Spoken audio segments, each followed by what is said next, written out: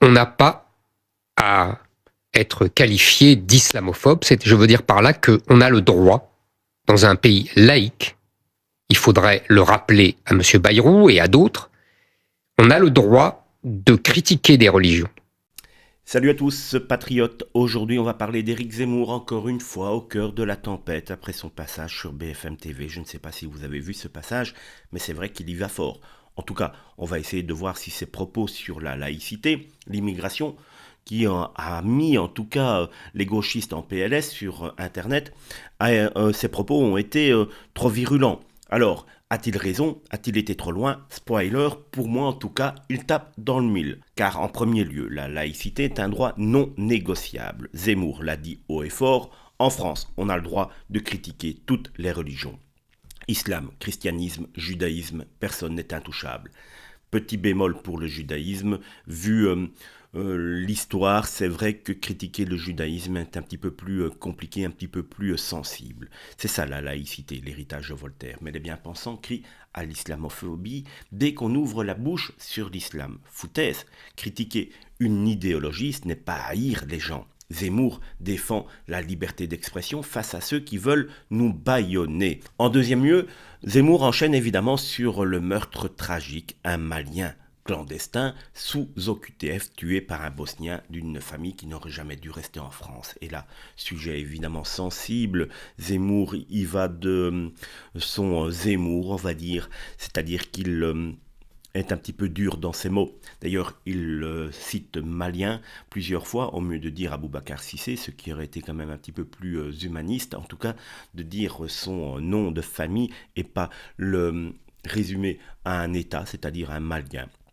Et c'est vrai qu'il y a une immigration hors contrôle, c'est ce que Zemmour a voulu dire. Si le ministère de l'Intérieur faisait son boulot, si les juges arrêtaient de bloquer les expulsions, ce drame n'aurait pas eu lieu pour Éric Zemmour.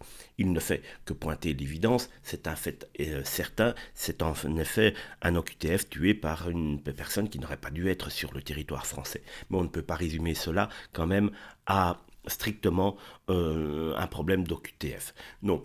Il y a une violence de plus en plus banalisée en France et c'est cela qu'il faut véritablement cibler. Éric Zemmour a fait du Zemmour comme je viens de vous le dire et là-dessus il aurait pu être un petit peu plus nuancé et un petit peu plus humain car on l'a senti un petit peu en retrait de l'émotion. Il l'a dit qu'il n'avait pas les larmes de Mélenchon. C'est un fait certain que Mélenchon a joué avec ses émotions lors de cette manifestation pour Aboubacar Cissé.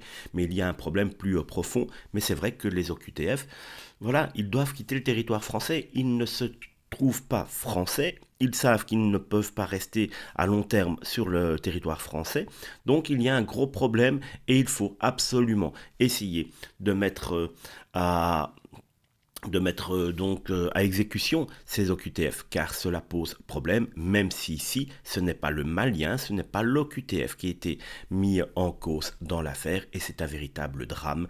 Nous l'avons déjà dit sur la chaîne, c'est un véritable scandale et un drame ce qui s'est passé à la mosquée, même si certains hommes politiques d'extrême gauche ont essayé d'amplifier le problème car on ne connaît encore strictement rien de l'affaire. Voilà pour cette interview d'Éric Zemmour qui commence à faire beaucoup polémique sur Internet. Donc vous l'avez compris, pour nous, Éric Zemmour a dit la stricte réalité, c'est-à-dire qu'en France, on peut effectivement critiquer toutes les religions. Il était bon de le rappeler. Merci Éric. Oui, on a le droit de ne pas aimer des religions, on a le droit de ne pas aimer l'islam, on a le droit de ne pas aimer le christianisme, on a le droit de critiquer le judaïsme. Je veux dire, dans le pays de Voltaire, ça serait quand même malheureux qu'on ne puisse plus critiquer une religion. Ça, c'est une première chose. Puisque tout a démarré avec cette histoire tragique de ce pauvre garçon qui a été... C'est plus qu'une histoire tragique, c'est un meurtre. Bien sûr, ce meurtre affreux, c'est tragique un meurtre, de ce garçon qui a été assassiné. Les deux personnes en cause n'auraient pas dû être en France. La victime malienne était un clandestin sous OQTF qui, si le ministère de l'Intérieur faisait bien son travail, aurait dû être renvoyé depuis longtemps. Et ce Bosnien, puisqu'on appelle cela comme ça, venu de Bosnie, qui lui était un des membres d'une famille de 11 enfants. Quel est le rapport là, Éric Zemmour? Je vais vous dire le rapport. Oui. Dont le père aurait dû être expulsé il y a longtemps. Non, à sa majorité. Oui, vous oui. le savez bien. Mais depuis. Mais il aurait dû être expulsé bien avant. Non, mais avec sa famille. Non, mais attendez, vous parliez du terme sémantique. Attendez, ce que je veux sur dire, c'est que l'islamophobie. ces gens-là n'auraient pas dû se croiser. Ils n'auraient pas dû se voir. Le Malien serait encore en vie s'il avait été expulsé. Ce que je veux dire,